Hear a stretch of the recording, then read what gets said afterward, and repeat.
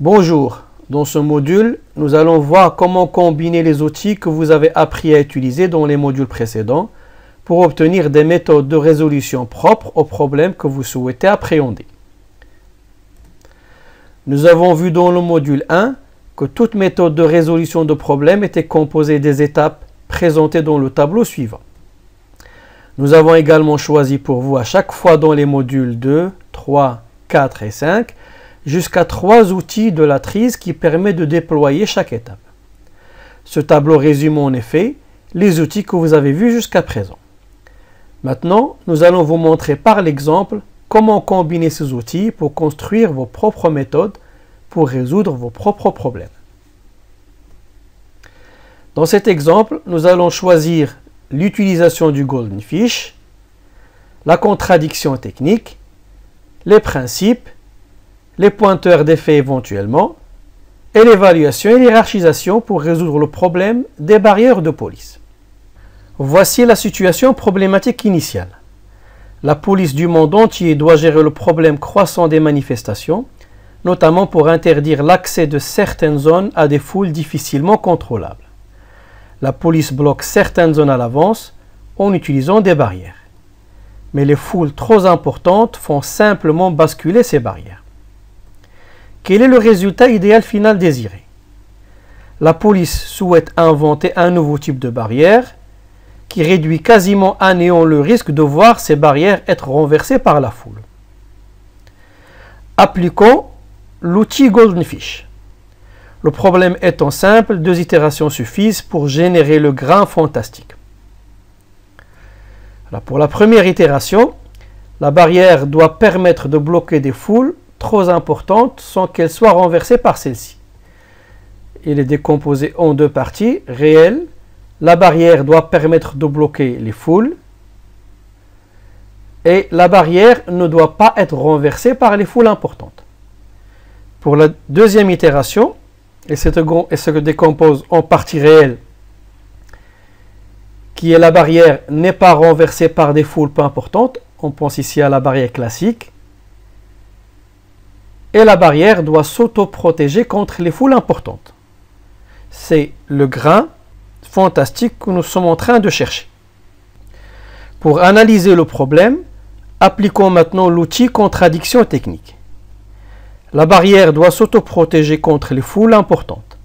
La première idée naturelle qui vient à la tête est de créer une barrière tellement lourde qu'une foule même importante ne peut renverser.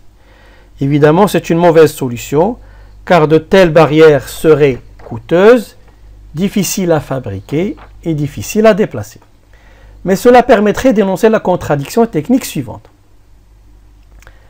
L'élément étudié ici est la barrière. Le paramètre d'action est la dimension ou bien l'épaisseur. La valeur possible pour la caractéristique, c'est grande ou épaisse. Cela génère une contradiction technique entre 2 paramètres d'évaluation, la masse, qui est importante ici, ce qui est un point négatif, et la résistance, qui est importante ici également, mais qui est un point positif. Pour générer une solution conceptuelle, nous allons utiliser maintenant les principes inventifs. Le paramètre à améliorer est la résistance de la barrière face aux foules importantes. C'est le paramètre 14. Le paramètre qui se dégrade est certainement la masse de l'objet, que l'on peut considérer fixe si on ne prend pas en compte l'impact des foules, ou mobile dans le cas contraire. Puisque l'objectif de ce travail est d'être capable de générer de nouvelles idées et de nouveaux concepts de solutions, nous allons prospecter les 2 voies.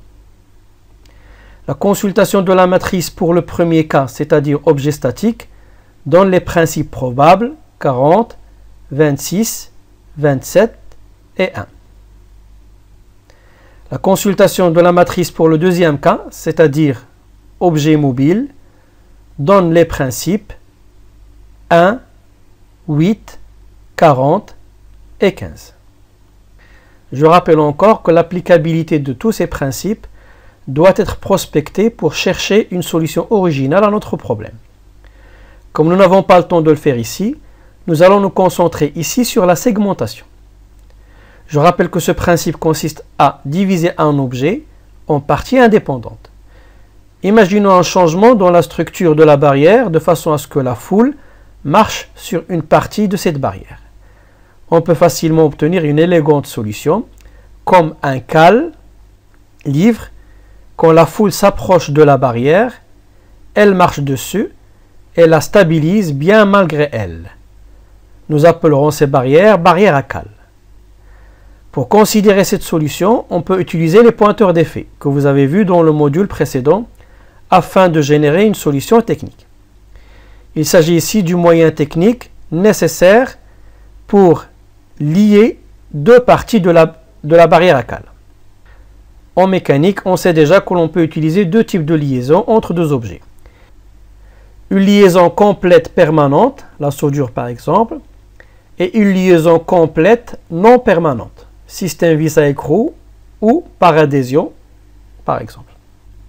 Dans la phase d'évaluation, nous allons comparer la barrière à cale avec une liaison non permanente, vis écrou par exemple, avec d'autres types de barrières connues telles que la barrière électrifiée, la barrière très lourde et la barrière classique. Nous allons utiliser le tableau de comparaison présenté dans la troisième capsule du module 5. En voilà le résultat. Les paramètres d'évaluation considérés ici sont la masse ou le poids des objets, la résistance au renversement par la foule, la sécurité des manifestants et la facilité de déplacement des barrières. La barrière à cale est la meilleure solution par rapport aux critères d'évaluation que nous avons choisis. Alors que pour les autres solutions, on ne peut pas réellement se prononcer.